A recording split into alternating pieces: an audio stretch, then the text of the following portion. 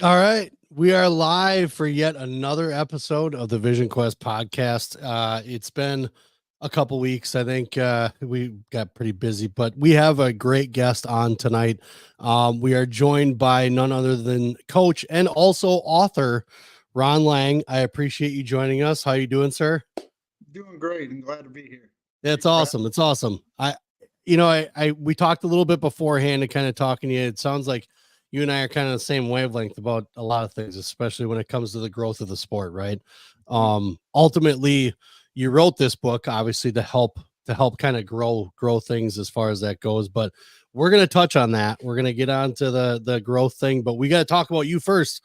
Not everybody knows you. Not everybody knows what you got going on. So, where did you get your startings in sports? Where are you from first?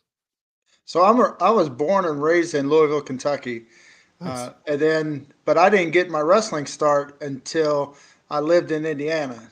Eighth grade year, I think it was, right? Yeah, well, Yeah. so my sixth grade year, we moved across the river from Louisville to Southern Indiana, and as as a lot of people, right, I got my start by being cut from the basketball team or another sports team, right? Um, that's actually a funny story. We're practicing, and somebody came in and talked to the coach. We're scrimmaging, and I picked up my dribble, and I had 1 foot behind the 3 point line, and or on the 3 point line, and I look over and I see him, and it looked like he wasn't paying attention. So I step back, I Mm. travel, and I take the shot. So not only did I miss the shot, I traveled. He saw the whole thing, and I got cut. So but we actually had a good team. Our eighth grade team won the state tournament that year. So, um, Nice. yeah, so they were good. But I ended up going to wrestling. Had a friend of mine talk me into it, and then before I ever even got to be on the mat, I ended up breaking my ankle. And so my freshman year was really my first year of wrestling. Right on. Okay. So let's talk how big were you your eighth grade year? You're a I pretty wrestled. tall guy. Yeah, I'm about 6 foot. Okay. My freshman year, I wrestled 171 pounds. Okay. Uh, Okay. Funniest Man's thing. So weight. I'm sorry. Man's weight right Oh away. yeah, I was pretty hefty. I was a husky kid, right? Yeah. Um, but I'll tell you, the funniest thing about that was I go in my first. It was a 5 way we called it. Five Okay. duels, and Yep. so we're in the weigh-in lines, and I see this guy. He's all yoked up. He's got a mustache, and I'm thinking, okay, wonder what weight he is. Well, like Yeah. you said, it was a man's weight. He was my Right. weight. So not only is he in my weight class, he's the first guy I have to wrestle in a match. Ah, So I go man. out there. I'm like, just do what you can do. And the Yeah. guy's a fish, right? He shoots in on me. I turn him over. I pin him. He wasn't very good. I get forfeits the rest of the way, and I'm thinking, I'm the man. I've I'm the got man. this. Yeah. So I probably won about 6 matches the rest of the year. So That story of my life too with wrestling. I mean, I quit my junior year, but I couldn't string wins together once I got into high school. Man, youth wrestling was a blast. I got up in high school. God, forget about it. I was not good at all. So I can equate to how many wins you had. I think after I got to my junior year, I maybe accumulated 12 wins. That's 3 years of high school wrestling. It was not yeah. that was not impressive at all. So your upbringings were obviously athletics. Were your parents in athletics? No, not really. Now they weren't opposed to me being in athletics, but like for Okay. instance, I always wanted to play football, and we didn't have a team when I lived in Louisville. Before we Okay. moved, we didn't have a team. And the year I begged and begged, I went to our principal, asked, I kind of campaigned to have a football team. I moved to Southern Indiana; they had one, Yeah. so I was able to play. But back where I moved from, they started that year I left. I'm like, oh, great, I never get to. So, and we actually Well, played those guys too. But oh really? No kidding. yep. So kind of going through high school, obviously you like sports, you're athletic, and what did that lead to you? Was this something like I want to go to college and I want to do the sport, or were you Yeah. not? Were you kind of weaning off of sports and just wanted to go to school? No, I was a football guy.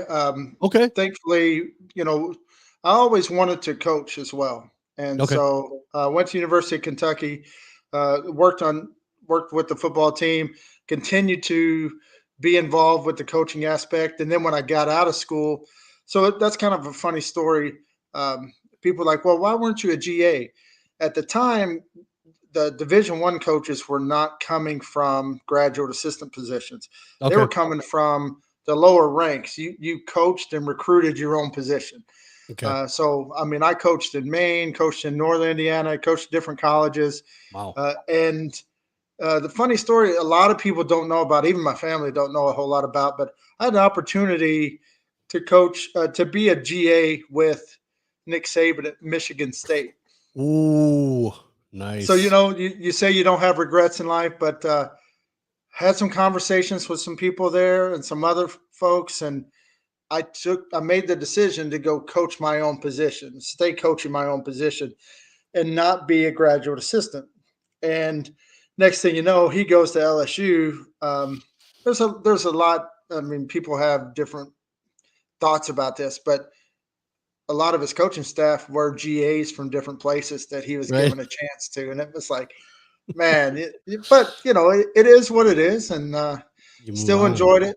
Now I'm in Texas, so I ended up moving from the college ranks to the high school ranks. What better place, right, than Texas high Right. school football?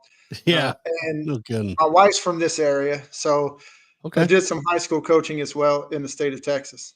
So what with your coaching background, what sport did you find more fulfilling to coach? Was it just football you coached, or were you coaching other sports? So, it's hard to say, right? It's almost like when you say, "What's your favorite kid?" Sure. I mean, there Yeah. there's a lot of great things with it. At the end of the day, coaching, the best part about coaching is seeing that development Yeah. with the players, Yep. not just on the field or on the mat, but within themselves. 100%. 100%. And so, really, the sport's almost inconsequential, right? Mhm. Because Yep. at the end, you want to. My goal was always to for my athletes to either fulfill or exceed their potential, whether it be athletically or personally, whatever it may be. Even Yeah. like we were talking about colleges earlier. So Yeah. you Yep. have the potential to be a Division II guy, and all of a sudden you become a Division I wrestler because of your effort and everything else that you've put into it. I mean, those are the things that I enjoy, and I'll tell you, one of the biggest joys in life as a whole for me is so I used to coach a high school outside of Austin, Texas, and I was driving through and I stopped at a gas station and one of my old players comes, "Hey, coach," and just them calling me coach and then telling me, and they weren't even my position, Mm. but telling me the impact I had on them. And this is 10 years after the fact. And then introducing me to their kids. I was like, that was really cool. So, I can agree with that. So I remember when Liam first started, I was helping coach a youth program, and I tried not to focus on him because it's my kid. He can go over there and do something with the other coaches, right? But I still took it wasn't a position, but I still took the job seriously. I still went in trying to encourage and enlighten kids as much as possible, and just hard work will get you places you wouldn't even believe, right?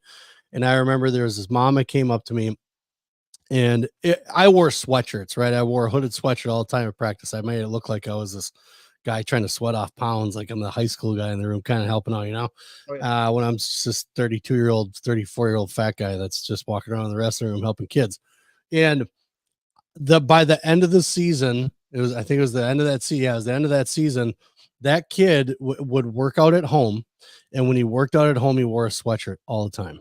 Always wore a hooded sweatshirt. The mom came up to me. She goes, "He has never worn a hooded sweatshirt like this until he came in the room and met you, and he's been wearing hooded sweatshirts all the time when he works out." I loved that so much. I was like, "This is." See, I took a lot from that, and then soccer. I had another great story that came with it. So it's always the impact that you have in these kids being able to not I don't like the word influence because I think influence gets thrown around a little bit too much, but encourage them. You encourage them to do things that might be a little more difficult than what they would actually try to do. And you plant that seed in their head to make them successful. To me, I think is the best thing that I could probably feel out of coaching without kids, a no doubt. matter what. Oh I yeah, don't I just got done telling our kids the other night it was 3-0. It was halftime. Let's don't even look at the scoreboard. I don't care about the scoreboard. I care about how you guys are progressing. I care about how you guys look right now because they're all down. We're like, oh, we're losing. You know how kids are. So let's ignore it. You know, as much as I want the W, I want to see you guys doing the things that we've been talking about. So I can totally agree with that. And taking, not, doesn't matter what sport you're in, as long as you know that you're encouraging these kids to do better, not only in sports but in life. That's the biggest portion. So that's awesome. Again, I think you and I have the same kind of thought process when it comes to this. So Well, you know, now, you're well, go talking ahead. about the score 3-0, right? That's Yep. what's so wonderful about sports is there's life lessons, right? Yep. Whether they're up 3-0 or down 3-0. I mean, it sounds very cliche-ish, but there'll be times in your life you're up 3-0 and you Hmm. think things are great and they can turn on a dime or the Yep. opposite, right? That's You right. just got to keep pushing. You got to keep grinding, That's right. So, So yeah. coaching has taken you some places. I mean, were you ever in a position where you were just like, nope, I'm good. I don't want to coach anymore. And I kind of ask athletes this a lot too, where you think you wanted to hang your coaching hat up and kind of be done with it. Did you ever have a moment, well, that things got kind of rough in any coaching position where you're just like, nah, after this year, I'm good. But then you decide not to. Well, and I'll tell you, just you were talking earlier. I take one of the things that popped into my head was I take the word coach very seriously. I take that title very seriously. I hate when, now, don't get me wrong, you get volunteer guys and they're called coach. I think they've earned that because they're putting in the time trying to help. But when you get, we talked about that I'm doing some recruiting stuff. A lot of people call themselves a coach, right? Mm, And they don't even know the daggone game. I mean, just from a fan perspective, and that drives me crazy. mm, But I take the title coach very seriously, um, and I got to tell you, I did get out of it for a little while, completely, and that okay. was because of the politics involved in it. And you're getting. I mean, there's some stories I don't even want to get into, but you get people hired as certain positions based off of some very seedy things, Yeah. and it really soured me because you're like, this person's supposed to be a leader of young men, because at the time I was coaching football. It's like, Mm, this is not a leader of young men. So you know um, like I said, there's things that you could look back and say you regret or don't regret. I mean, I may not have done the same thing if I go back and did it again, but I don't regret it. right. I just so I did get out of it for a while. Actually, wrestling was what brought me back into coaching. No good. Nice. So that's another beautiful thing that wrestling has given to me is brought me back into it. I get a guy that I coach at the high school level. I started a couple of programs here in Texas, a couple of high school wrestling programs, Mm, and one was at a military academy, and nice. the kids out of Oklahoma. So actually, that's check this out. So we got kids from all over the world, and I struggled for a while to try to get. I was coaching football there. It's here in where I live now, but my wife's from this area, so I said I want to get back into coaching. So I coach football over there. Man, I struggled and struggled and struggled trying to get them to start a wrestling program. And all of a sudden, somebody knew a guy named Jesus Wilson. He's a Cuban refugee. Okay. And actually, there's a match with him against Brands at one of the. Oh, Uh, really? I think it might have been Pan Am's or something. There might even have been the trials here because he came to the U.S.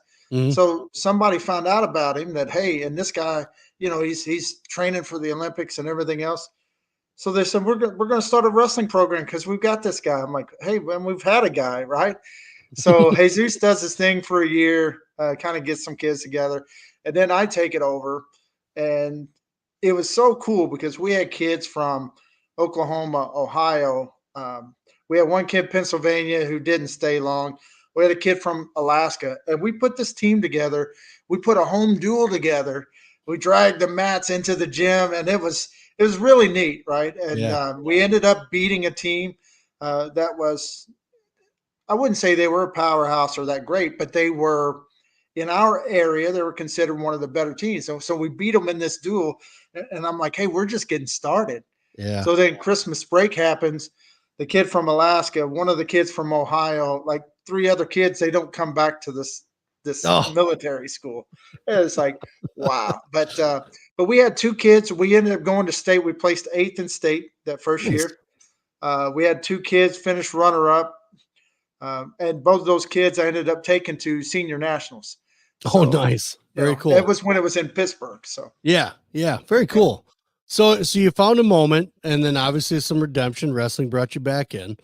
So when you're on this path, how long had you been thinking about doing a book? Like where did this start to enter? So the book stuff. This is you'll find this funny. The book stuff started probably over about 10 years ago. Okay. I used to tell my mother these stories about kids say the darndest things, right? Yeah. About adults saying dumb things like Yeah. an ovulating fan instead of an oscillating fan, right? And I would catch these things. So I would tell my mom, she yeah, so she'd get a real kick out of this. And Yeah. so she ended up getting sick, and I went and stayed with her in the hospital, and we were just talking one day. She said, so by the way, so I would write these things down because I would forget half of them. Yep. And I'd be like, Mom, I had something funny to tell you. I forgot. So I just started writing them down. Yeah. And so we just started going through them one night just to laugh, some levity in the whole situation. Yeah. And she said, you should put that in book form and publish it. And so when she passed away, I said, I'm going to do that for my mom. And so that was my first book. It's called Relative Genius. So it's kind of twofold All meaning, right. right? It's Yeah. because a lot of it's my wife's family. They're our relatives, right? But Yep. people think they're so intelligent, use big words, and then they use them incorrectly, right? So there's over, I think there's 120 of them in this book. It's just a real silly book, but that's when I did that. I did a book on the Southeastern Conference football Okay. wise, Yeah. and as I'm preparing for that, I'm working out one night, and I'm on the elliptical. It's dark all around, and it was late. But I just kept thinking about people in my life that are successful. I mean, to Mhm. me, they're successful because they make an impact for the people around them. They're happy with what they're doing. If they wanted to go on a small vacation, they had money to do it. They weren't super wealthy, but they were doing well. Yeah. And so I wrote a book called Unveiling Success because to me, success isn't about money and fame and power. Mhm. Success is about being content with who you are and what you do. Correct. And so I wrote about 10 people that I knew that kept popping in my mind. So in the in between time of writing that next book, I wrote a book on unveiling success. And to get to your point about wrestling, Mhm.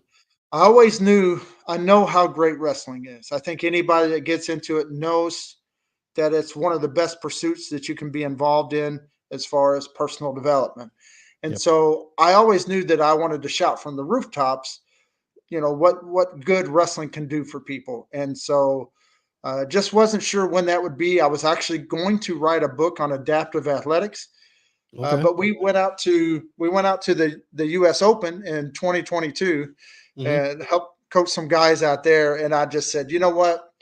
Now's the time to do. I started talking to more and more people that I was going to do this book, Yeah. and I just said, now's the time to do it. And so that's where the whole wrestling book came in. And I knew I was going to do one eventually, just wasn't sure. And Yeah. I think probably the U.S. Open 2022 is what spurred it to be as soon as it is. So. So, folks, by the way, go check out the other books as well. Not only talking about Matt Return, but go check out the other books too, because those actually sound pretty good. I'm gonna go look at those now. So, I had oh no yeah, I idea. mean, just a shameless plug here. You can just go Yeah. to Amazon, Yep. type in Ron Lang, and it'll bring up the books that I All the published. stuff that you got. Awesome. Yeah. I mean, literally, so like I told you, because I have the book, but I can't sit down and do that. So I'm at a computer screen all day. So I always have the book pulled up on my computer screen, going through and reading. So you've done a couple books. So before this book, you've got experience now, like you're the writing person. Because I was going to ask you a little bit, like what is your what when you decide to write a book, what is your method of how do you write? Like, what is your method of putting things down that are up here down to there? Obviously, I know you guys have editors and they have people that help, with the book itself, but your idea of putting it down on paper, is it you because you just said that you wrote this stuff down because you forget. But when Mhm. you're in the act of actually writing the book, how are you writing that book? What is your process? So I really love that you asked that question. So I have my process has so the success book was really let me talk to the people that I continue to think about Yeah. and let me get their story. And I learned a lot about them and some of their things.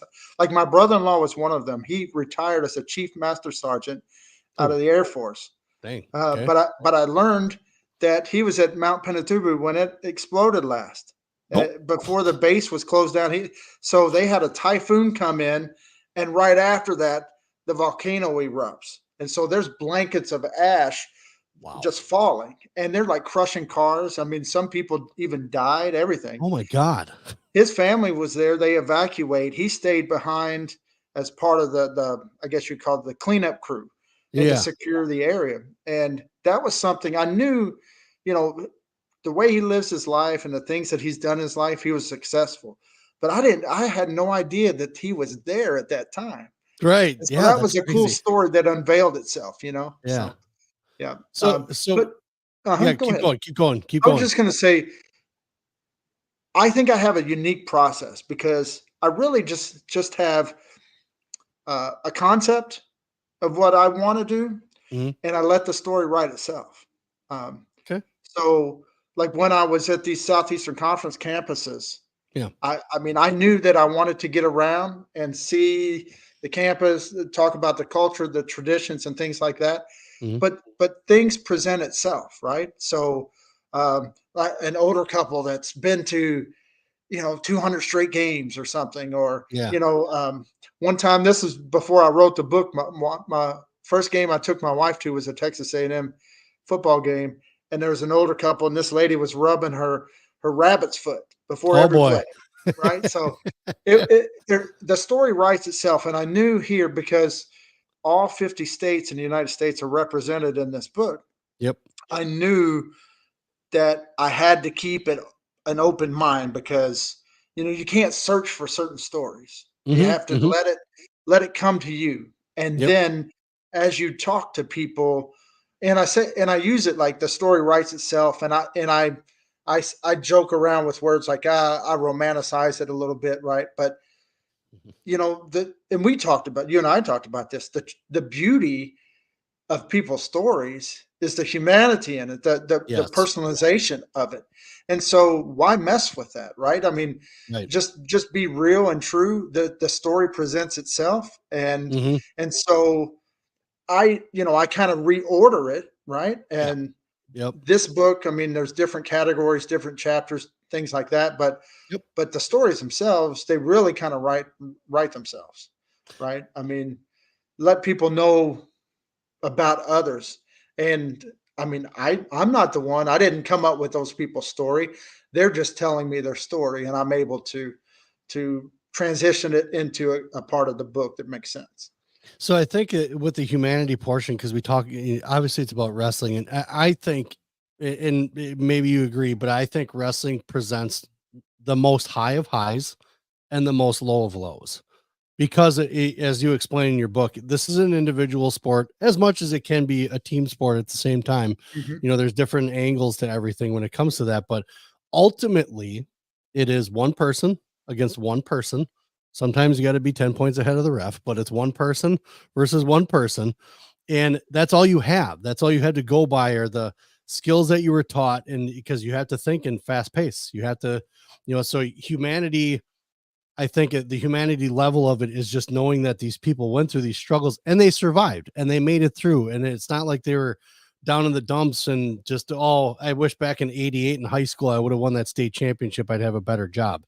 No, these people are persevering through things and sometimes it's not even the sport that brought them down. It was a personal experience that happened while they're in that sport that brought them down a little bit. But then because they were surrounded by good teammates, humanity, they're surrounded by good coaches, humanity, everything around them had to be human produced in order to bring things either back to life or at least back to level, right? And I think that is the biggest, like I said, that's the biggest thing I take away from all of it is that every single person in here has a struggle or an accomplishment, a high that they won this big tournament and they worked so hard to get there and they sacrificed time and hours to get there. there's a human level to every single thing that goes on through this book that is, I think, like we said, is like the biggest portion of this book. The stories are great. I mean, the people you talk about, from John Smith to Pestrikov, there's all these different guys that you talk about with coaches. There's all these different athletes that are in there, and I mean, I think we've had a couple of them on the show that you talked about, certain things like that. So when you're going through that process, especially with this book, were you traveling? I mean, so you've spoken to certain people. Like, I don't think I can sense through each story that you were there with that person. How much were you traveling to get this? A good amount. Okay. I took a lot of time from work. It took me about a year and a half to research and write the book. Yeah. It's so closer to 2 years, but a year and a half strictly focusing on that. And it was with travel. Um, I would try to, obviously put cities together Yeah. in terms of or events, right? So there, at one point, I went down. Um, I went to University of Georgia's wrestling club. Okay. They had a tournament going on Yep. while I was there. So I hit Ironclad in Alabama. I'm at UT Chattanooga. Hmm. I'm there. From there, I worked my way up. I went to University of Michigan. I was at Ohio State. Um, Went over and saw Rob Waller in Pennsylvania. Excuse me. Hmm. And so, I'm trying to tie all those together and Yeah. be efficient with it, right? Because it was on my own time and my own dime, but I felt that it was important to be at as many places as I could. You mentioned John Smith. John Smith he was phenomenal. Like I went down and he made time for us.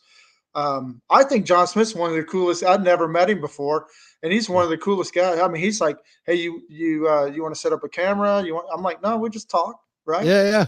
So we That's just walk awesome. around the facility. We go into a room, sit on some couches, and talk. And um, and I'm glad I brought him up because to me, he's just real, right? I mean, he's a Yeah. real guy, and Yeah. that's where these stories for me, you just you it the humanity comes out because it is real. I mean, these are real people, Yeah. real stories. I'm not fabricating, and to be honest with you, I don't think you could fabricate story. Like, I mean, yeah, I could probably make up a story, but Yeah. I mean, what's the point? I mean, there's Right. so many people that are being influenced by wrestling and are doing good things and improving themselves from the sport.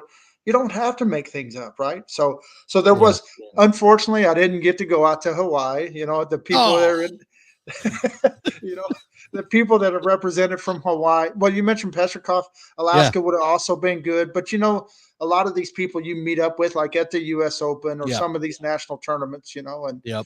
um, so I didn't visit all 50 states, but I mean I truly did talk with people, multiple people Yeah. from all 50 states, and it it So, was it was really cool. with your travels and things like that, like, what did you find to be your most challenging, and not even just on because they were hard to interview, what was the most challenging interview that you had, as far as getting to them, to finally getting to be able to either sit down or video or whatever? Who's the most kind of, like, I guess, busy, for lack of a better term, type person to interview? Man, I don't know, probably, and I hate to say this, 'cause I don't want it to sound like a bad lie, but Ow. Chase Pammy out in Vegas Okay. at Gold Rush, and Okay. but Chase is an awesome dude. I mean, and the funniest thing is, I had a hard time pinning him down. I'm even out there for 2023 Yeah. U.S. Open in Vegas. I went to his place. I mean, he's so busy. He's working with so many kids, and they were looking for a different place at the time. And I saw him quickly at the event, right? He had some Yeah. kids at the U.S. Open. So I saw him quickly. And then the funniest thing about it is when it was all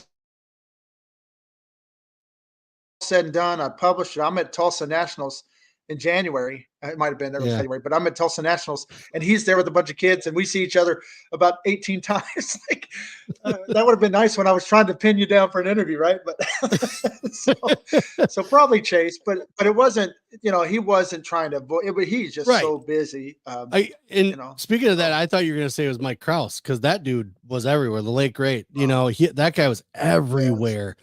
So I started a tournament in the valley here called Sawdust Nationals. And the first year that we had it at UWO. And I think I posted something about it, and he's like, "Hey man," he's like, "you need a clinician for before the tournament." I was like, "I don't even know who this guy is, but I see him a little bit on Instagram." I was like, "All right, let's see what's going on," and pulled it up, and he was just watched videos of him. The guy is everywhere.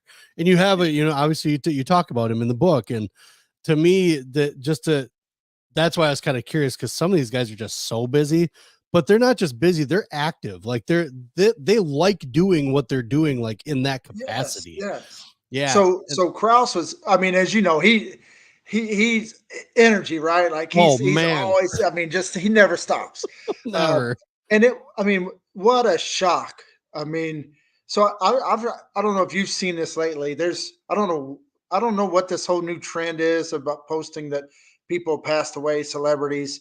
Mhm. I've seen this a lot this past week, like, and it's just a hoax, right? But Yeah. this was before that is when Kraus passed, and Mm. honestly, I mean, it took me by surprise. I'm like, Yes, is this a hoax? I agree. I Yep. mean, I was like, it just didn't make sense. No. But one thing I wanted to say about that, and I'm so when he passed, obviously it was a sad moment. It wasn't good, Mm. but I was honored to have him in the book. He was honored to be in the book. I was really pleased. Like he made time because he thought it was an honor, and he knew that this was about growing the sport of wrestling, and Yes. he was really dedicated to doing that himself. Wholeheartedly. Yeah, yeah. Wholeheartedly. If that guy was given a cape, then we told him, "Hey, go spread the good word." He would have been all over the world if he had the option to do it. I mean, that Yes, guy was yes. crazy energy. Yeah. But yeah, Well, yeah, and I loved it. And so for me, um, what I always, every one of these stories, I would send to people. Now that was a hard part too. I would send them to get verified. yeah, Really, I didn't send it for people to rewrite it the way they wanted. I yeah, sent it like, this is what I'm writing. Are the facts correct? Right? yes, Like, yeah, did I misinterpret anything? I need to make sure we're legit here, right? yeah, Some yep, people would want to do little rewrites. you know, like so Kraus is one of them, but he didn't want to rewrite like make me that superhero you're talking yeah, about. yeah. His rewrite was, hey, at the end, can you put that Mike Kraus brings the heat all the time? And I'm like, of course I can, because that was kind of one of his things. So Yep, so I think about it. Not only was I proud to have him in it when he yeah. passed, and I was like, Coach, I was thinking to myself, I was like, Coach, you're bringing the heat, man. You're Yep. always going to bring the heat in the book. So, Everywhere, everywhere. It's yeah, hot in heaven right now because that guy's yeah. running Oh, practice. yeah. It's that But guy. so it's kind of a legacy for that his story is in here, and Yes. Mike Krause brings the heat. So like, it's all. I'm so glad that he wanted to do that little rewrite. Because Yep. we've got it. This. Hey, you're always bringing the heat, Mike Krause. There you go, bud. Always, always, Yep. always. And that was the best thing about him. He did the same thing at the tournament, man. So I, funny story about him, because the university was closed at the time. It was off school hour or off school time, and they had dorms open that we offered up to some of the families. Like, if you didn't want to pay for a hotel room, there are some of these dorm rooms that you could do, that you could have. And I told Mike, I was like, "Hey, we got these dorm rooms that are in the university." I was like, do you guys want to stay there? He's like, "Absolutely not." He's like, "I'm bringing my wife. There's no way she's going to be staying in those dorm rooms at all." He goes, "She would have my head on a platter if I put her in a dorm room." He was like, "I already got a hotel. I'm set." And I was like, "All right, man, just trying to help out a little bit. So make sure you're all set." But man, he didn't even care. As soon as I walked in, he goes, "Hey man, thanks for offering up that room." He goes, "My wife still would have chopped my head off." She was right back there handing out Yes. pamphlets and stuff. She was right there with him. I mean, talk about a dynamic duo. I mean, those guys were Oh yeah. traveling, spreading everything they could about getting these kids into wrestling, and the energy that they can bring is like, Mhm. holy cow. But so At the end of the day, like you said, you put a cape on him because of all of his effort. But at the end of the man, day, the thing that I appreciated the most about him, and I appreciate probably the most about anybody, is mm, when you're just real and true. And there was yep. no person more real than him. He just gave Oh, you who he was. he didn't hide it, because what you saw in the videos, you saw the same thing if you're in front of him. It didn't Yeah. matter. It was the same thing. So that was awesome. That was when I read when I first started reading, I saw he was in there. I was like, man, this guy is going to be remembered forever, as he should be, because man, talk about an icon of the sport. So as you're kind of going through and you're writing the book and you're getting stories together, were you ever kind of stuck where you're like, man, I don't feel like I have enough, I got to go get more? When did you find that you're like, I'm good, this is enough for a book? Like, because there's so many more people you could reach out to. I mean, you have all Yeah. these connections too, so where was your mind where a stopping point would be? So I initially was only going to do one representation from every state. And Hmm. then I quickly realized that, I mean, that's just, if I did 10 representations in some states, or 10 examples, 10 stories out of, I mean, just to throw Pennsylvania out there, right? Hmm. Yeah, yeah. You're just scratching the surface. But I couldn't have 10 in Pennsylvania and then one in Nevada. And so I started saying, okay, because then people started bringing stories to me and people to me. And Hmm. I said, well, I have to have multiple. So there's at least two from every state. Yeah. And um, but you're so right. I continue to think, and I'm introduced to more and more people and more stories here lately. So I'm Yep. like, um, maybe there's a sequel in the mix. I was just gonna ask that. Is Yeah, there a volume 2 coming? Like. I think there's almost going to have to be, right. But my initial plan. So as you know, there's a standalone chapter for women's and girls wrestling in the book, Yes. Yep. Correct. and there's Yep. representation throughout the book. So it's not just that one chapter. I mean, Hmm. the attributes that wrestling provides isn't just for men or Right. males, it's for females. So there's female representation throughout the book, and Correct. there's a standalone chapter. And I say that because um, I envisioned the next book to be strictly on female wrestling. um, Aha. so I don't know if that's the way it's going to be, or if it'll just be, a sequel that has maybe some more Hmm. female. Although there's a lot of female representation, but Oh, yeah. for sure. But now, I mean, I mean, having written the book, what year did you actually start writing the book? It was 10 years ago you started? Well, no, 10 years when I started the writing process, like The concept. telling my mother all those things, and Yeah, yeah, yeah. but it's really been longer than that, right? In terms of Hmm. even writing this book or the SEC book, like it's been a lifetime, or since I started. Yeah. For me, the Southeastern Conference, I was a Southeastern Conference fan at 4 or 5 years old. Okay. I remember 1980 watching Herschel Walker play. So, I mean, Yeah. it's kind of a lifetime of memories, traditions, things. Wrestling, obviously, I didn't start for another 10 years after that, but Right. it's a compilation of the people I've met through the sport, my own experiences, Hmm. the kids I've coached, seeing different things, families, how they are, going to tournaments, and seeing people from around the country. So, in a sense, I mean, it has been since I started the sport, right? And Hmm. and knowing what that does for me and the teammates I had in high school, um, just throughout the life lessons that it teaches, and seeing Yeah. that over and over and over again puts my mind in a friend in a mindset, right? So Hmm. where I know that this is, and that was the purpose of the book, right? Like, yeah, I could write about wrestling stories, but the purpose is, man, people need to know how great the sport is.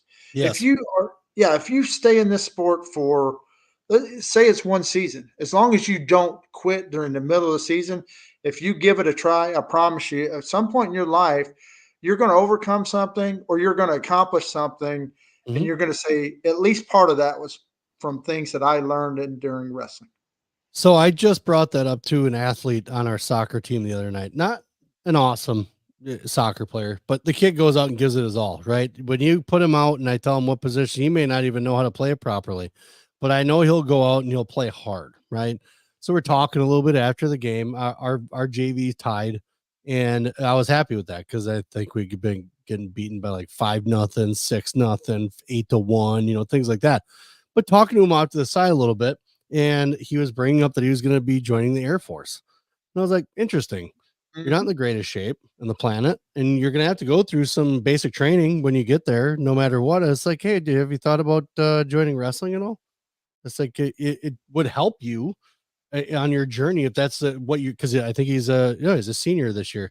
I said that would help you on your journey, kind of prepping for that. I said, don't even worry about the wins. Go there for the conditioning. Go there for the getting into shape and build some character. You know, you might find a little bit about yourself when you're wrestling. He goes, you know, I think I might do that. I might do wrestling this year. His grandmother coaches or taught Muay Thai. I was like, you already have like the background in the family. I was like, what? You shouldn't even be worried about it, you know?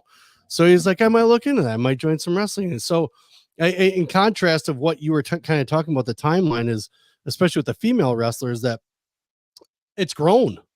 You know, we talk about growing the sport, and honestly, and I'll say it till I'm blue in the face until I go in my grave, that if it was not for girls wrestling and women's wrestling, men's wrestling could possibly be in the tank right now. You know, Yes. so with that thought is just how much more now that women's wrestling has grown, and the stories that have now built because of that time frame, and all of the accolades that a lot of these women athletes, Kylie Welkers, Helen Marolis, and all those guys that have now come up, Adeline Gray, those stories that are out there that can help, like you said, grow the sport even more, because every one of these guys that has a story, I mean, you talk to people that wrestled and they don't do anything in wrestling anymore, you know, that but it was a part of their life that got them through, you know, again, the humanity part of I struggled at work, but I knew that if I just got down and ground through it, I would be successful. And they wound up being some of the top people in the company that they're at, or they wound up being successful at the business that they decided to run because of that grit. And that's also part of something in the book is grit. You know, that's to me, it takes a lot of time and effort, and not only just grit, but it takes a lot of personal perseverance to be able to get through writing a book. Because I mean, I'll tell you what, just trying to write a paper as a high school kid, and even writing something now, it's not easy.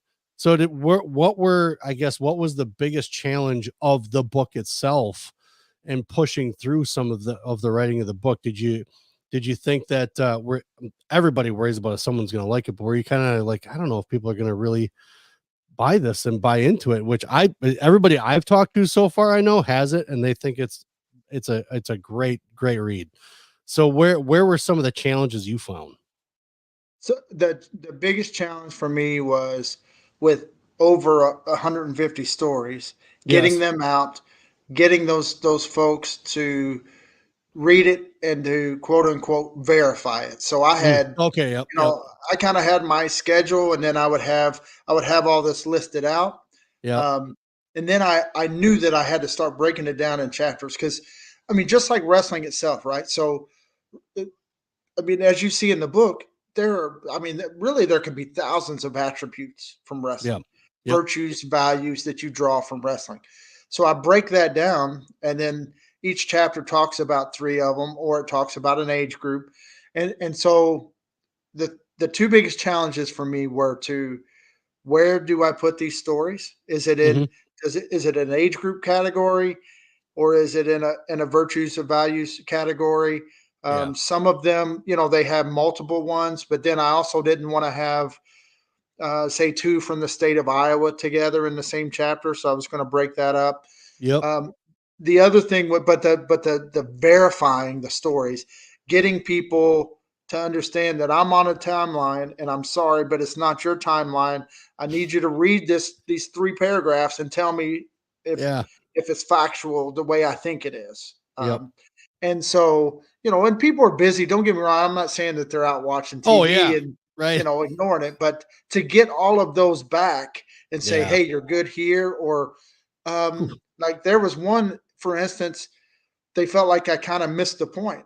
It was a family and some coaches and a parent. I Sure. said, okay, that it was about a kid, and the kid was like, I don't know if that's really what I meant. Okay, no problem. Let's do it again. And Yeah. because I wanted it to be real, and I wanted them to be happy with it, and and when I say real, I mean at this point in time, real is big for me. Like it Yes. has to be real and Yeah. true.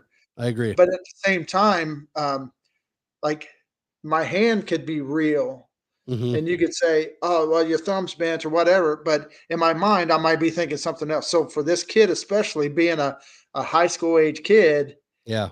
I want her I want it to represent the way that she wanted it to be represented. So I wanted it to be real in that manner too. Understood. Understood.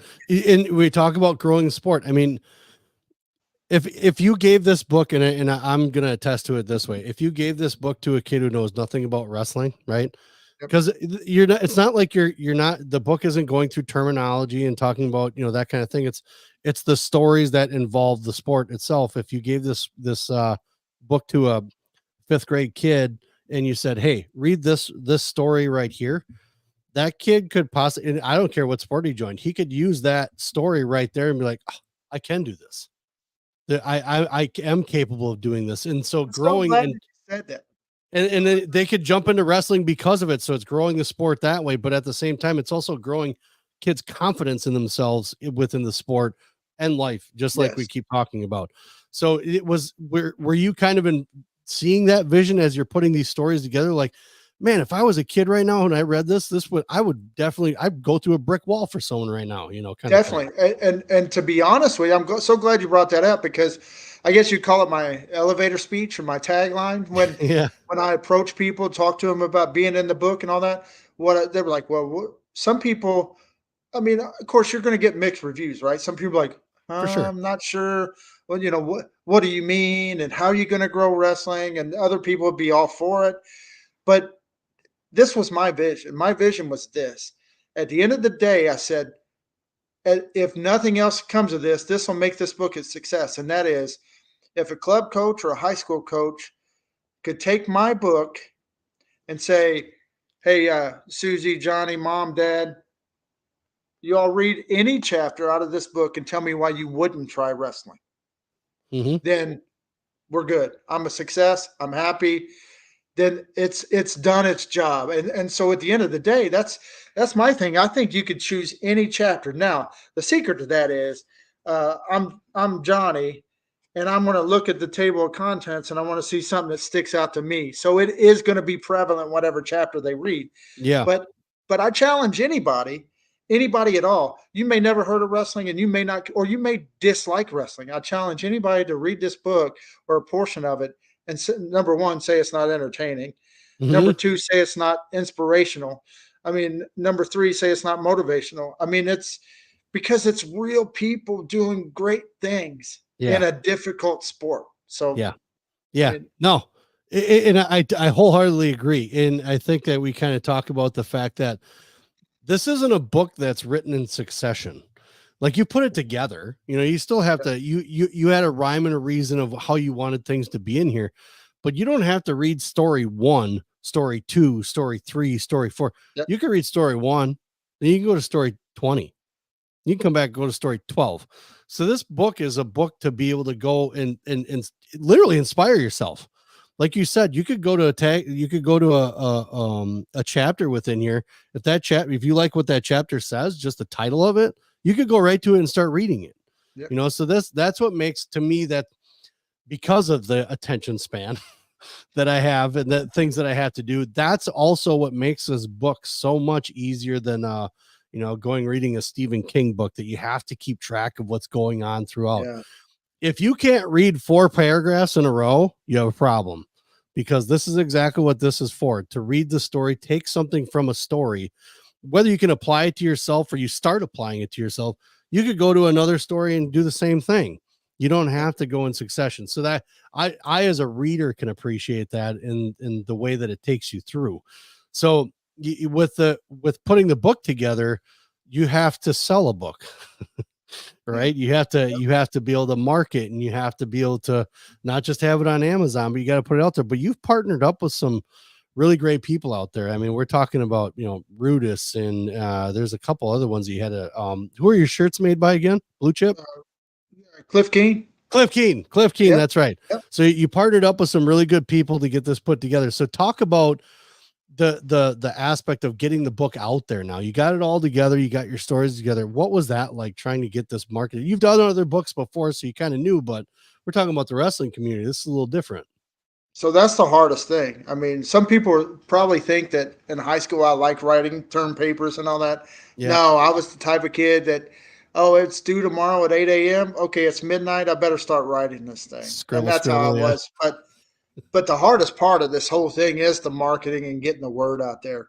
Yeah. And you can say what you want, and people always say, "Well, it's up to you." No, it almost in any endeavor other than wrestling, you rely on others. You have Yes. to. You got to. And so that's been some of the frustrating parts for me is that, oh, this one says we'll do this and we'll do that. And we have all these numbers. And don't you worry, we've got you in this state. And that hadn't been the case. Yep. But I mean, not here to be negative, throw stones, but No. we have to get the word out. I think part of it is I had a very prominent club coach. Hmm. If I told you his name, you'd know. But he says, people, I saw him at NCAAs this past year. He says, uh, people don't want you to make money. So, I'm here to say this. I'm not on the positive side whatsoever. I mean, I'd love to break even eventually, but that's not even the Mm. point. I'm just telling you because Yeah. I just tell you what's up. Yep. Yep. What this is about is getting the word out to help grow the sport because, like I said, in the end of the day, you can give this to somebody that's just thinking about wrestling Correct. and or even if they knew nothing about it and say like you're talking about this kid that's going in the military. There's a story in here and I'm glad I kind of got back to this. Hmm. And I actually talked to the high school coach today, right? Hmm. There's a story in here about a Navy SEAL. I don't know if you've gotten to it yet. I'm gonna let you This high tell it either way. so this high school coach that I talked to today was a GA for Gable in the late 70s at Iowa. Okay. And so I talked to him and he tells me about this kid. He said he wasn't very talented, but he was the hardest working kid I've ever had, bar none, bar none. Turns out that this kid becomes a SEAL, and he didn't become a SEAL right away. He struggled. He went through some struggles, not getting through the first BUDS test and all that. Yep. So his name's not revealed in the book because he's still active. Uh-huh. Yep. Yep. But here's one thing I want to say. What was really cool? This high school coach I talked to today, which was his high school coach, he told me this story. So it wasn't this past year, 2023, at Virginia Beach. He takes some kids there, and here they are advertising. You want to be a SEAL, want to be a Marine because they Yep. know wrestling will. I mean, Oh what yeah. great recruits for that. Right. So he goes up to the Navy guys, and they're talking about being a SEAL and everything else. And he says, "Hey, do you know so and so?" And they both stopped and looked at each other like, "How do you know him?" They were in awe of this guy because he's Wow. like one of in the SEAL community. Apparently, he's pretty well thought of. And Yeah. Yeah. Yeah. like I said, I can't say his name because he's still active for his own Let's call him safety. badass. But yeah, he's the stud. Like Yeah. he runs those ultra marathons and all those things. Wow. But and he wasn't even a good wrestler. I mean, and I think that that's also important to say. It's like you do not have to. I mean, obviously, there's nothing wrong with wanting to achieve success and be at the top Right. of the mountain. But Hmm. you do not. I mean, you and I just talked about it earlier, right? About our own high school careers. Yep. You don't have to be Jordan Burroughs to draw from this sport. Not at You all. will benefit. As a matter of fact, the average wrestlers probably benefit from the sport more than the better wrestlers. Hmm. Yes. I would surmise. Yep. So, and I'm sorry, I kind of went away from your question there. I mean, It's all but good. but it's I think I was talking about, forget the money part of it. I Yep. I want this book to be something. And you're talking about marketing, right? And Marketing. Yep. the word needs to get out. This is not about money. This is about shouting from the rooftops how great the sport is. It's we all know it, but we what do we want to we want to change it to be MMA. Let's get Ferrari and Strachey to get forget all that. Forget all that. Yeah. Wait, That's for them. oh, Yeah. it's never going to be as popular as football. Forget all that. I don't care. Yep. But let it. I mean, and you brought up women. So here's my deal, man. Hmm. Honestly, check this out. Just be who we are, right? I used to tell my kids I was coaching or in recruiting, helping them out with coaches. They're like, "Coach, what do I say to this coach? What do I do?" Just be yourself. Be who you are.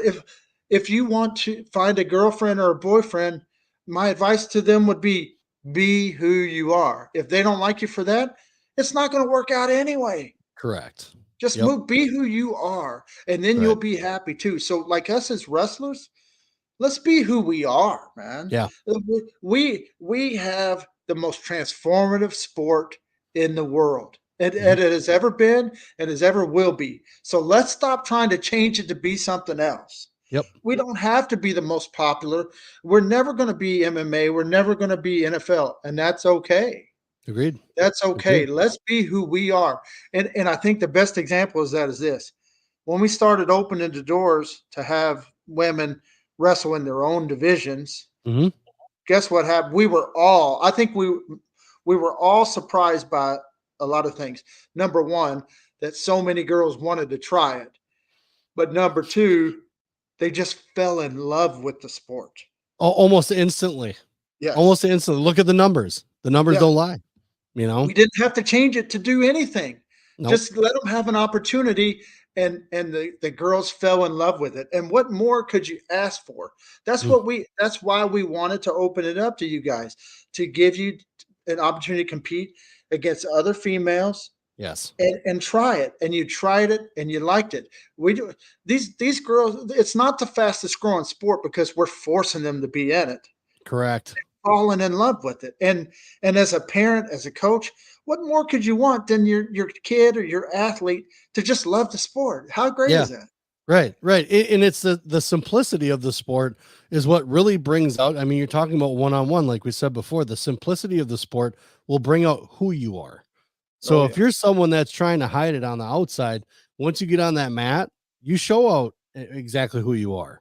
You know, you either got it or you don't. And it what then if you come back the next round, you show how much hard work you're putting into it, and you show exactly everybody that you're made for it, because there's no hiding anymore. You So, have to dude, put that I work mean, in.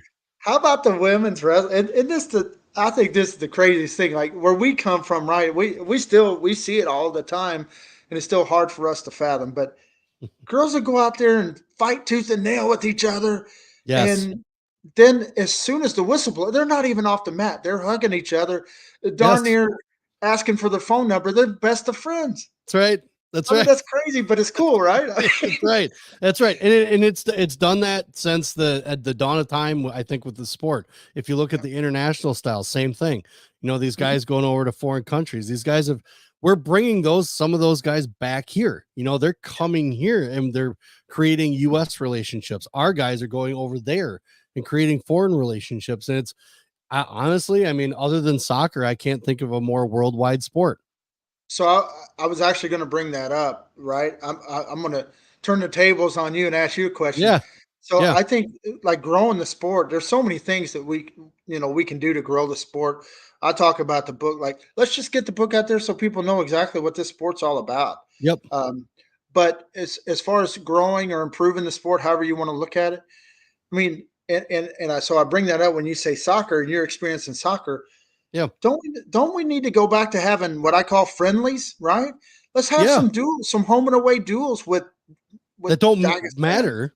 Yeah, right? there's nothing tied to it. It's just going out and enjoying the sport. Because I Yes. remember as a kid, now we can talk about the high school level here, because if I ask a varsity player to jump down and play to JV, oh no, no, Yeah. I wouldn't. No way, I can't play JV. These chicks are not going to be impressed with me if I go down to JV. Well, I had to explain to kids this recently. I said, look, this is a team sport. We're here to get better. Mhm. You coming down, I'll tell you this much, you probably sit half the game anyways on varsity.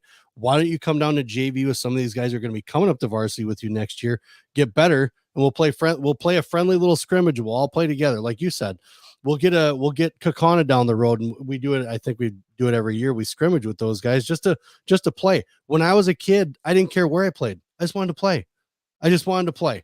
And I think, like you said, with your book and people just reading into a couple chapters, if you're not like, hey, I want to turn on Flow Wrestling or go check out this Flow Wrestling stuff, or Mhm. I want to go check out Rockfin or something like that. If you're reading this and not being at least inspired to go check it out, I that there's something empty inside your head, because these stories, like I said, there's perseverance, there's loss, there's wins, there's championships, there's all kinds of stuff that happen that you can't experience unless you either see it, read it, or go through it. And that's what I think is the magnificent thing about it that helps grow the sport, is because you're getting an angle of athletics and life that you can't get anywhere else. You can't. You can't duplicate wrestling. You can't duplicate what you get out of it because it's just that unique. And the fact that the Mhm. girls gravitated towards it, I'm talking about girls sports in general. I love watching girls soccer. They are tough, and it's not the, oh, you bumped my shoelace and now I'm rolling on the ground stuff. It is, they're playing hard and they're playing physical and they're playing to win. I don't care what anybody's opinion is about the women's Olympic soccer team. First of all, ask me how many championships they've won. Then ask me how many championships the men have won. That's the kind of the grit and things like that that women's sports has brought all the way through in a lot of sports. Now, I don't think that your book necessarily is like you said. You didn't just have like one whole big chapter on women's. You spread it out. You put a, one story was here, one because it correlated, correlated or something with the message that was being put through. But then you did dedicate one specific area to it. I think with marketing, but like we were kind of touching on with the marketing portion, once someone sees in like I guess the adversity that one girl goes through versus what one guy goes through, they could be like, whoa, man, I want to jump on board with this girls version because this could be even better than the normal version. So that the talking about a volume 2, is that something, is that something that not just the girls side of it, but would you also want to be putting together something that's like maybe a freestyle kind of side of it, or like a Greco-Roman stories, or, things like that, where you're kind of breaking it up a little bit? Just an idea, it literally just Well, popped into my head. I was actually thinking the other day of how much I didn't have as much Greco as I wish I had in there. Yeah. I mean, which by the way, I do want to say this. I think we need to stop undercutting each other in this Yeah. sport. I mean, Agreed. we need to get on the same page and stop talking about style and why that's hurting us. I mean, this I think it's ignorant to say, and there are a lot of prominent people who would disagree with me. I think it's Hmm. ignorant to say, "Oh, we got to have the girls wrestle freestyle in college, or they will never have a shot on the Olympic level." Like that's a joke. Up until the Olympics this year, the men were outperforming the women. Yeah. Now Yeah. we have folk style in high school. I mean, in Hmm. college, excuse me. Yeah. What I don't like, I'll just say this. I see a lot of people based off of their own agenda have their opinions. My opinion is based off the agenda for girls. I talk to a lot of girls and these women, uh, once again, prominent names will tell you that, oh no, I never hear people, the girls want folk style. I talk to a lot of girls that want to, they're like, why can't I wrestle folk style in college? I mean, Hmm. I have to switch over to this other style predominantly, and there are some folk style opportunities in college, but I guess Yeah. my feeling is, I mean, yes, we all want to do well in the Olympics, but so are we going to sacrifice everybody but those 6 women? I mean, come on, man. Yeah. I just we can all live together, right? And Yeah. Greco too. We can all live together and improve the sport, but we have to stop worrying strictly about ourselves. Yeah. We can't start clubs just so we can make money or we can pump our name out there, right? Hmm. So, Hmm. someone told me. Obviously, you could tell I'm passionate about these things, but Yeah. Yeah. It's all right. It's good. so someone told me one time, and I thought it was pretty funny. Now I don't think that this is a hard and fast 100% rule, right? Which not much is in this world other than what do they say, death and taxes. Yeah. But they said if you want to know about a club, just look at their name. If it's a Hmm. person's name, it's about the person. If it's something else, it's about the kids. Hmm. Yeah. I And agree. like I said, I don't think that that's 100% because I see people's names on it that really do care about the kids. For sure. Um, Yeah. but but I mean, it's kind of a starting point, and you can look at that and go, "Oh, okay, well, this Like guy's got like his whole name there, even like right the out fourth." on it. Yeah. Mike Kraus is a prime example of not putting your name on it and it being Yeah, about the kids. I mean, I think yep, everybody kind of knew that, but just personified that he loved the sport and that he loved making kids better, and actually not even making kids better, making kids enjoy wrestling. Not if they got better, they should, because they're enjoying it, and that's usually how it goes, right? You don't think about oh, it sucks so much, or you just think about how much fun you're having and you're getting better at it. And I think you make a good point. I think it's pretty valid to say that, you're pinning your name on something. You're not.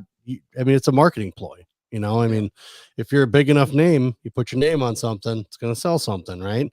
Yeah. Now, to a certain extent, I could argue that a little bit in our state with Askren a little bit, because not everybody that's coaching at Askren has their name as Askren, but in the same point of there are quite a few clubs across the country where you can tell it's really just about them. It's about them, because then what happens once they're gone? They may be kids that gravitated towards them and thought they're great, but I can totally agree with that. So at So, the I was going to go tell you, ahead. Askren, he was one of the first guys I invited to talk about this book with. I Hmm. saw him it was Folk Style Nationals. I think it was 2022. It was the Okay. year that they had the Bill Farrell there too. Okay. Yep. Remember that? Yep. Where Cedar Rapids, they Yep. had the Farrell. So I had a guy at the Bill Farrell. And so, I mean, I love wrestling. So I'm watching the high school stuff too. Mhm. And I just observed guys, right? Yep. And I knew who he was, but Mhm. I mean, I'm observing guys and I'm watching him interact with others. So he tells me, I mean, long story short, just to give you the end game, but he tells me, hey, I'm busy, but he was super nice about it, Oh, sure. professional about it. Yeah. And I've respected him for just being honest and upfront with me. He's like, I just don't have time right now. Mhm. The reason I did is because I watched how he was with the kids, like not Sure. just the technical instruction, but just as you were saying earlier, right? Mhm. You have an influence, whether Mhm. you want to or not. These kids are watching you, right? Yes. And so Correct. I observed him, and he didn't know me. He didn't know I was observing him and others, right? But Yep. um, so that's another thing I do with the book, right? Like I can be fooled. People can be fooled, but I try not to just put somebody in there that's not worthy of their own salt, right? Worth their For weight in sure. salt. I For mean, sure. um, medals are all great and grand, but you know, you can have and I mean, I don't want to be calling out people, like, but you can have some top names that really don't care. But Yep. then again, but I will call out somebody on a positive side, and that's Jordan Burroughs. Yep. Um, Jordan Burroughs, every dealing that I've ever had with this guy, he's been just a good human being. Yep. Now I know people give him grief over the whole thing at Penn State. I think that there's probably wrong on both sides, but he doesn't. For me, he doesn't get a pass because he's an Olympic champion. He's a great wrestler. Mhm. I think that's a foolish take if you say, "Oh, it's okay to screw up because you were a great athlete." No, but Mm-mm. he gets a pass for me because I've seen him do so much for the sport and so much for other people, even when he didn't have to. So Sure. I've seen the type Yep. of person that he is, and that's why he would get a pass. Not because you have a gold medal. I mean, that really, in my mind, does not make you any better than anyone else as far as a person goes. Now, Mhm. wrestler, yeah, you crushed me in wrestling, but you're a good person because you're a good person. So Correct. Correct. So we're still a little bit of the marketing yet. What drove, what were your ideas that, because you did some giveaways, right? You're literally the first person that I've ever won a giveaway with on anything ever in my yeah, 45 years on this planet. And I get this pack and I'm like, what? I message you. I'm like, hey, dude, like what? Or no, you messaged me. You're like, hey, you won. I'm like, I won what, man? You're like, well, you won a shirt, stuff like that. I was like, dude, all I was doing is just trying to share. I was just trying to help out, yes. put it out there. And you're like, no, you won. I was like, oh, all right. So that's my thing, man. People were entered by buying if they bought the book and showed me proof that they bought the book. I was Yeah. like, okay, well, you're entered. If you did a review, if you did a post, I had a flyer that I had a lot of things backfire, but I did a flyer for It's this. So frustrating. I know. Yeah. yeah, I I get on USA. There's not really a lot of people, right? That's like, hey, here's a list of all the coaches. You can just send this out to every coach. I didn't really have support like that, and Mm. but you can get on USA Wrestling and membership, and you can find every club. Hmm. So Yep. one by one, I sent out a message to every single club. It took Nice. me. It takes about a total of 3 days working Wow. constantly because there's like 7,000. Yeah. And so I sent out a message saying, this is my book. This is what I'm doing for the book. I'm having this contest. I'm working on the flyer, guys. Please get back to me individually, and we'll Hmm. work together. And I'll get you entered if you post a flyer in the room or you send it out by email to your wrestling community. Um, then I did it again. I got the flyer. I attached the flyer. Another 3 days, constant, just email, email, Blasting. email. Yeah. I ended up getting about 20 responses. Out of 7,000. Yeah, 7,000 twice, right? This is about Yeah. 7,400. Oh, Um, and so someone tells me, hey, a lot of us don't look at our emails once the they don't. season's over with until we come back. And I'm like, man, I just spent basically a week sending emails constantly, almost for nothing. Yeah. But long story short, what I did is um, I had these prizes. I did 50 prizes to represent the 50 states that are in the book. Yeah. Yeah. Um, and so it was people leave a review, like you did. You posting good stuff. I mean, Mhm. it was really easy to get an entry. Yeah. It started out quick, like a lot of people did it, and then it really slowed down, like people Yep. weren't entering. But long story short, so I had 50 prizes, and they were from some of the companies that I have here in the book, right? Mhm. That are called dedicated partners. But Cliff Keen, who's been around wrestling forever Yep. and supported wrestling, Rudis, Resolite. Resolite's actually on the cover. So Yeah. this is supposed to represent like a wrestling mat, right? Yep. Like, Yep. and so Resolite did this mock-up for me, and then I said, I want your all's name on it too, just like it's a wrestling mat. Right. Um, Yeah. I was actually going to have these pictures surrounded, almost like at a duel, like a high school duel where kids Oh, yeah. sit around the Like a mat. team on one side. Yeah. Yeah. Yeah, it would have been cool, but the shape of the book, right? It didn't really work that way. So, That's all right. It's but all right. so long story short, I have all these pride dopaminio. Mm. Footwork trainer. Yep. And so there were all these cool prizes. Yep. Resolite did some award mats. So those are still in the works. We're trying to get those out to people, but there were wrestling shoes, there were backpacks, Yep. headgear, t-shirts. There's a lot of cool stuff, right? Pretty cool. So we do this drawing the day that the Olympics, the wrestling in the Olympics finished up. And Yeah.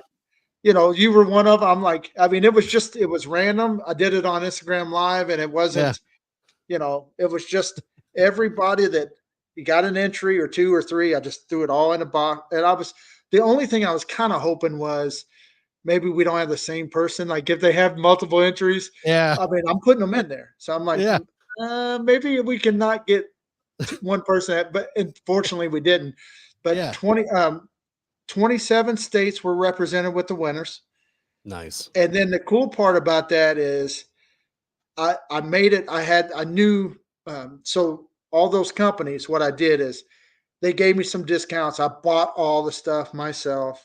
And of Yep. course, then I had to pay for all the shipping and everything, which is another thing. But Yeah. so I had some extra stuff. Um, and I said, well, I want to do a bonus drawing for the states, the 3 states with the most entries per capita. So Oh, it's that's right. fair. Yeah. Yep. That's right. So it's per Yep. capita. So like California had the most entries, right? But they Hmm. also had the most people. Yep. So I just looked up.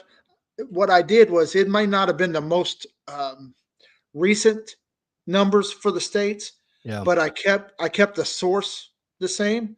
Yeah. So I mean, I kept the source the same. So I did all the states, their population, and everything, and I did my little formula, and Yep. then so those 3 states, and I can't remember, I think Montana was one of them, Alaska was one of them, and, Yep. maybe it was North Dakota, I can't remember, but, so those 3 states, the cool thing was nobody in the first 50 prizes won from those states. So when I did the bonus drawing, I put those entries back in for those Yeah. states, and it happened to be one from each state, which was awesome. So Nice. so there was actually 30 states that had prizes sent out to them. That's cool. That's Yep. cool. And so to me, like that's also a part of the growing sport. Like as much that I don't do, like I don't get paid doing this. So Yep. literally, I'm looking at thousands of dollars of equipment down here, right? Like I spent Mhm. my money on that because I feel like this is like doing this is my version of giving back to the sport. That's not only giving back to me, but giving back to my son and my family and both my Yeah. sons. So I completely empathize with the spending money on something to make sure that because you want to do it right and you want to represent correctly, just like everybody else when they're going on the mat, they're trying to represent correctly. So I think you're growing the sport just fine with what you're doing because you're giving back, you're showing that the sport does matter and that people in it matter. And at the same time, though, too, that the stories matter. You know, Yeah. everybody's been through something, everybody's been awarded something, whatever it is, but doing those prizes and kind of keeping people engaged. You might have engaged probably some new athletes, some new kids of the sport, and then now you just heightened it even more for those guys that they want to Yep. continue. Hey man, I gotta check out my Rudis socks. You know, look at these. I just Right. got these, man. You know, like my parents are gonna keep buying me some. If we go to the next tournament, they're gonna give me another pair. So maybe that keeps them going and that keeps them driving through. So with the end goal of growing the sport, how, in your opinion, how do you feel like what's some feedback that you've gotten on the book? It's all been very positive. Like people, I've been pleased. So I did get a few weeks back. Somebody gave me a 4-star on Amazon, and it's really not a big deal, right? But it's like, dang it, I had all 5-star reviews, but they did not leave a review. It was just a rating. That's it. Yeah. Yeah, so I was like, I didn't know who it was or even why you would say only 4-star. Yeah. But I mean, there's no reason for me to worry about. I mean, it's not that big of a deal. But yeah, it's like, hey, I wanted to keep my streak intact, right? Five Yeah. star. That's the But the wrestler people I inside. talk, yeah, the people I talk to, man, they love the book and they're like really shocked and surprised by what it really was. Yeah. Uh, like I told you, there were some people that were like, "What do you mean you're writing a book on wrestling? What is that about? What would that do? What is it about?" And they read and they're like, "Oh my gosh, that's what I mean. That's really cool and that's awesome." Yeah. So Yeah. it has been really fun to get the positive feedback, but we just need to do more of it, right? Like people go on Amazon, they'll see, hey, it's a 4.9 star now instead of 5. But I mean, I know, listen to me Loser. complain. Oh. Exactly. Uh, Yeah, so, right. but no reason to complain. But the 22 reviews, and we get more reviews. People like that. Matter of fact, my wife was at a what do you call them? Like a convention for a work, Yeah. and Peyton Manning spoke, and she's standing next to at this. They were actually front row, and she's standing next to Tennessee fans from. It was a bank. She works at a bank, Okay. and so she tells them about my book. Yeah, my husband wrote a book about the SEC, Mhm. not to sell it, just to tell it. I'm in Just saying. conversation. Yeah. So first thing they do is they get on their phone and they look it up and they're like, "Oh man, those are good reviews." So I mean, people see a lot of reviews or they Yeah. see a good rating.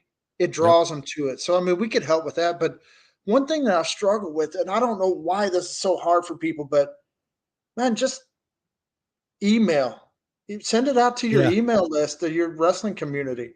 Like Mhm. just if anybody wants any information, so I'm at the.coachlang on Instagram. Just DM me. I'll send you pictures of the book. I'll send you flyers. I'll send you even a QR code if you want it Yeah. so people can scan it and go to the book. Like once again, it's not about money. Just like I say, I mean, I'd be a hypocrite to say, don't start a club only for money.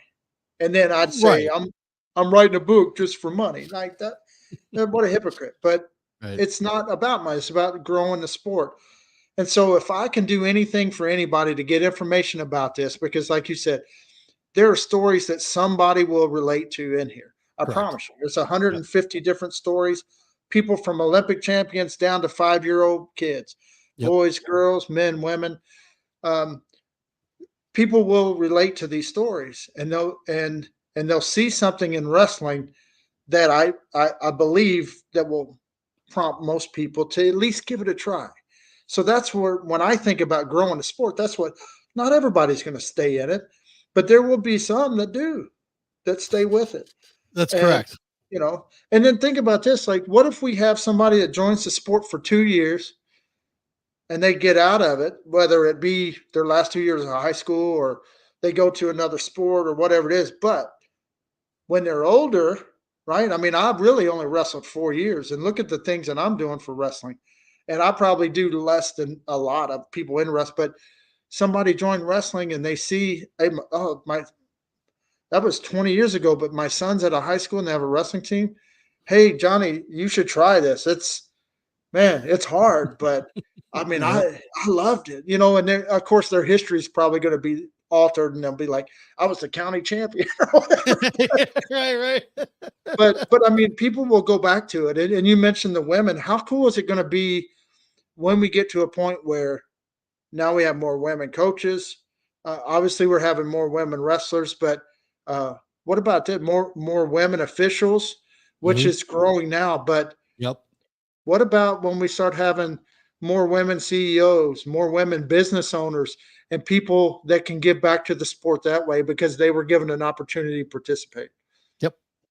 How Yep. cool is that going to be, right? Yeah. So, It's yeah, all gonna pay off. It's gonna pay dividends. And I think honestly, with the way that the sport is going, I think anything and every little thing that in a positive nature that can help the sport is all it's all worthwhile. I think you brought up a good point. We do get lost in the, oh, I gotta make money and doing this. I mean, don't get me wrong, would a guy like to break even, like you said? Hell yeah. Why wouldn't you wanna? yeah. But when you are dedicated to something like this, and it's something that it's a passion, the money doesn't matter. Again, this is the side that I like doing. I like bringing these stories out to people, whether it's a wrestler story. I mean, Nick Suriano hadn't talked to anybody in how long, and I was Yeah. lucky enough to get him on to be able to tell his like entire story about going all the way from little kid to the Penn State issue, all that stuff. Mhm. I didn't know half of that stuff. And I think that having these stories out here like this as well, and even the stories that are nameless, like you said, the person's still active. You don't want to put that in jeopardy. It's still a story worthwhile, regardless, when it comes to this sport. So I commend you for what you're doing, and I know that things that we do in the future will definitely involve still putting that book out there, talking to kids, being like, hey, go grab this book. You don't even have to have the hard copy. Have it on your Kindle or on your tablet. You can read it right there. You can have it right there. So with that being said, I know we are going to be putting out a website pretty soon. We'd like to obviously incorporate that book onto there so people that are going can get more exposure to it. Because I have Vision Quest apparel company and stuff like that, but we're going to be putting some new stuff out there. So I'm definitely going to still be helping you put that out there because I think this book is extremely important. So here's the thing So we've a been couple going for. things, Hey, if yeah, you go don't mind ahead. me saying, Go for it. on the money part of it, one thing I'll say is profit's not a dirty word. Nope. I'm not against people making money, making Yeah, profit. I mean, if I did more than break even, I'd be happy about that too. sure. Um, Yeah. but so I mean, I don't want to make it sound like I'm not I don't want to make money, don't want to sell books. It's not. I guess Not at my all. thing is it's the motivation behind it, right? Like my Yep. motivation to write this book was not to a get rich quick scheme or nothing Nope. like that. It was all about growing the sport. And I assumed that I would probably make my money back on it. I mean, if that may or may not happen, and Mhm. that's inconsequential. So I'm not trying to throw people under the bus for making money. There's nothing wrong with that. Yep. It's really about the motivation, like especially when you take money from someone to teach their kid, and you do a phenomenal job of that, and you mentor them. Good for you, man. You deserve Yep. what you did, right? Correct. I mean, like I'm already at the point where I've put all this money and stuff into it, so it's not like, I mean, it is what it is. So, Yeah. um, but once again, I'm sorry. I got to stop talking about the money because it doesn't matter. It doesn't. It doesn't. My, It doesn't. but I was going to say, like, you're talking about these stories, like Lily left at Iowa. Yep. Man, her story is the longest one in the book. It's probably 3 stories worth of story. I mean, it's as long as 3 of them. Yeah. But once you read it, it really is 3 stories, and it's man, I encourage people to go look at her story. Mhm. It's phenomenal, Love and tough. man, they are just they're some Yeah. terrific people. So, I follow her on her stuff, and I like a Yep. lot of her stuff because Same just a here. good person, right? I Yep. mean, just awesome. And she wasn't even going to wrestle. She had already hung it up for wrestling, Mhm. and we laughed about that, right? She told me, um, I will say this. So I'm kind of giving a little bit away, but I'll tell you. So her brother passed, right? But he Mhm. had 3 goals. It was to win state. It was to wrestle at Iowa, and three to be in Olympics. Mhm. So the day that I do the interview with her and her mom, it's we're talking about that. Well, when she started back in wrestling, Iowa didn't have a women's team, Nope. right? Yep. When she started back in wrestling, the girls state championship wasn't sanctioned, it wasn't recognized. Nope. And it just happened to be that it becomes recognized. She wins the state championship. Iowa starts a women's wrestling team. She's wrestling at Iowa. And the day that I did the interview with her and her mom, they were on their way back from the Olympic Training Center. And I was just, I mean, it was something else. Yeah, and so now I kind of knew her story a little bit just from social media and following her and things like that. I think that's one thing that I find fascinating about the wrestling community is the ability to wear your heart on your sleeve and not where, and some people aren't able to, but a lot of these guys, especially these high level people, are able to do that and not even worry about it. And I think that's another tale for people to take away from a lot of these athletes and some of these stories, that Mhm. they're putting it all out there. They're literally putting themselves and their life story out there for people to learn, not Yes. not to listen to it and be like, oh, that was a really good story. It's to learn from and to take pieces of the information that they're giving you and be like, hey, things are going to be rough. Things do happen for a reason, and you can persevere through them. And Lily Luft is pretty much the She's epitome awesome. of what that is, you know. So Yes. we've been following her for a long time too, and it was nice to see her in the book. I wasn't expecting it either until I started reading. I'm like, oh, this is Lily, awesome. Well, I didn't even, I don't know. I guess, I don't know if you call this humbleness or just dumbassery, right? I mean, uh, I was just thinking like, oh, I'm not gonna. I mean, obviously, it doesn't make sense. I approached John Smith. Why would I approach her? But I was just gonna let Mm, it go. Like I'm like, it kind of felt like, hey, people knew it, but they really yeah. didn't know it. Yep. They went in depth with me and gave me some information, and it was because someone in the Iowa wrestling community said, "Hey, have you talked with her?" And I said, "Well, Mm, no, no." They said, "Well, you should." And so I mm, did, and the depth that they gave me, the story. I mean, we started bonding. Which, by the way, like, so they donated her brother's organs when he passed. Well, I'm okay. originally from Louisville, Kentucky. Guess where the donor recipient of his heart was from? Louisville, Louisville, Kentucky. Kentucky. Yeah.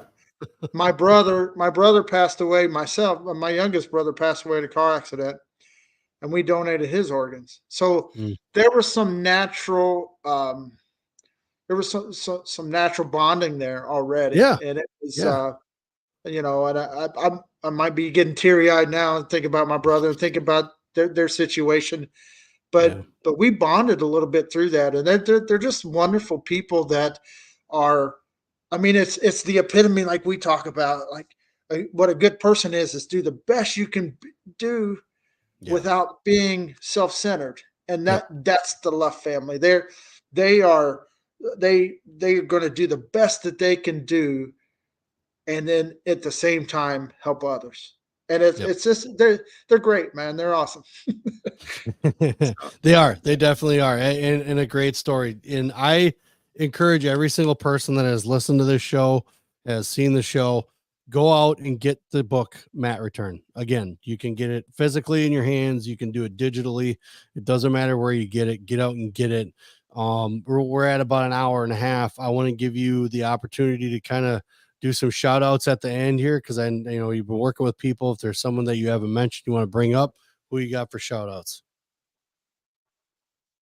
oh man, so I mean, there's so many people, right? I don't want to leave people that just know. I mean, people know that there's some great coaches that you may not have heard of Mm, at the college level, right?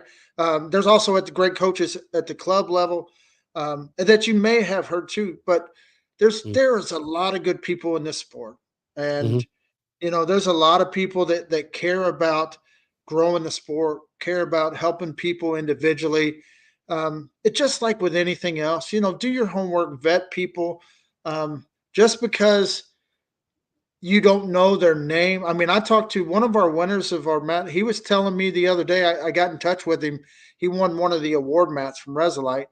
And all of a sudden we start talking about Foxcatcher and Oh, Dave Schultz yeah. because he was there. He was there. And Mhm. and I was like, man, just he was telling me about this. He said, well, just real quick, I think you'll enjoy the Yeah, story. yeah. He tells me he rolls up the first day to go practice there. He's with Mark Schultz. Oh, boy. He rolls up to the gate. Yeah.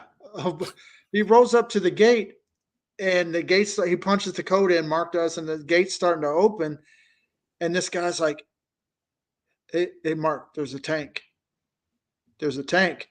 And Mark's like, yeah. He's like, that's DuPont. He's like, no, there's a tank. So DuPont rolls up on him Oh my with a god. tank and opens the hatch and comes out. And he wants this guy's wrestling resume right now before you come on the property. And that was like his first experience with on. I mean, interest. I mean, obviously it's a tragedy what happened, right? But Yes, yes. interesting story. Interesting story. So Mark Schultz has been on the show. That yeah, guy has definitely got some interesting stories, and man, I could have done a 4-hour episode with that guy, I tell you I what. can But imagine. yeah, definitely. I mean, and that's the thing, is like there's so much more. I'm expecting you to do a volume 2. I'm Yeah. expecting it. I'm going to hold you, and if by next year I don't hear something about a volume 2, I'm going to start bugging you about a That's volume great. 2. So let's make a deal. Like everybody, seriously, Yep. if I mean, I'm pretty sure you're going to like the book, but get it. Like you said, you could get the the electronic version. You Yep. can get the paperback. This is the first book that I've ever done a hardcover for, and I'm so pleased with it. It's really cool, the hardcover. Really?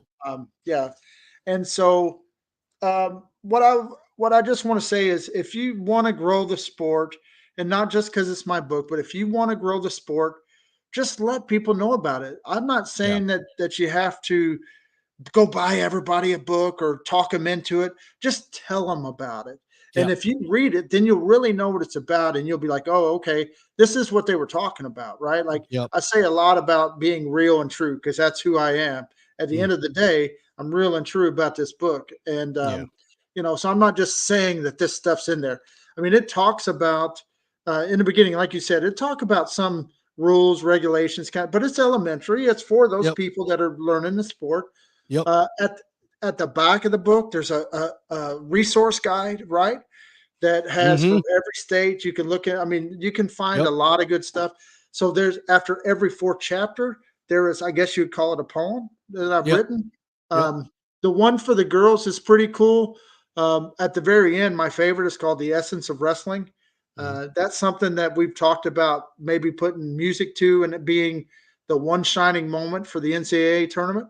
Yeah. Um, Help grow the sport that way. But Nice. if you would just s- send this out to your wrestling community through email, just let them know it's there. Just Yeah. let them know it's there. And if anybody needs any of that information, you let me know. I mean, the book is available on Amazon, but I Yep. can I can shoot any of that information. The other thing that I like to say is we work with some clubs and some individuals for fundraising efforts. I can do some drop shipping. Like for instance, I'll just tell you even the numbers because I won't hide it, right? Yeah. But there was a girl, she actually won Fargo, but it was so cool to work with her. What she Yeah. did, so I drop shipped some books to her, and I paid it. It cost me about $8 to pay for the book and the shipping. Mhm. She gave me $10, so I got a couple dollars for each book. Yeah. She sold it for 20, and she was able to have 10 go into her Fargo fund. Nice. So she's getting the word out. So she was in the book too, which so she was telling people, "Hey, I'm in this book." Uh, Yeah. Oh but yeah. just I want to help teams and wrestlers too, right? Yep. Uh, Yep. so if there's anything like that, I mean, I've sent books off to people that are doing like golf outings for their clubs and things. Sure. Yep. Just reach out to me if I can help you. We'll work something out. Yep. And when we get this out after either tomorrow, I got a soccer tournament tomorrow, but I will have information in the YouTube description that'll have a link to the book and any other information that you want to send me that you want in there. I can Okay. put all that right in the description of that. And then it'll also be included into the podcast description as well. So when it's out on Spotify, all that stuff will be out there. So folks, seriously, get out. Just if anything, just get the snippet of the book that you can get when you're looking at it on Amazon. It gives you a taste of what's in there, so that way you can really understand that it's not again, it's not a succession book. These are stories. These are all individual stories of people who have gone through adversity, winning, losing. It's all the story of wrestling, and really, I think it encompasses wrestling as a whole. And And it's that, and it's not technique. nope, I'll leave that to the experts. yep, I think I'm more of an expert on people and yeah, their stories. yep, Leave the technique. So, you mentioned the short stories. I actually envision kids having this book at a tournament and in between matches because the stories are a page, page and a half at longest, except for Lily's. hmm, Hers is hmm, about 2.5 pages. But I mean, you could read this. You could read a story in between matches, and it won't disrupt your time at all. I mean, what you yeah. got an hour or more? You can read a story in 10 minutes.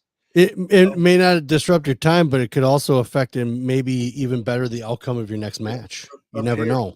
yeah. Yep, exactly, exactly. So, Coach Lang, man, it has been a pleasure talking to you. I tell you that much. I'm going to talk to you still for a minute once we're done here, but folks, stay tuned.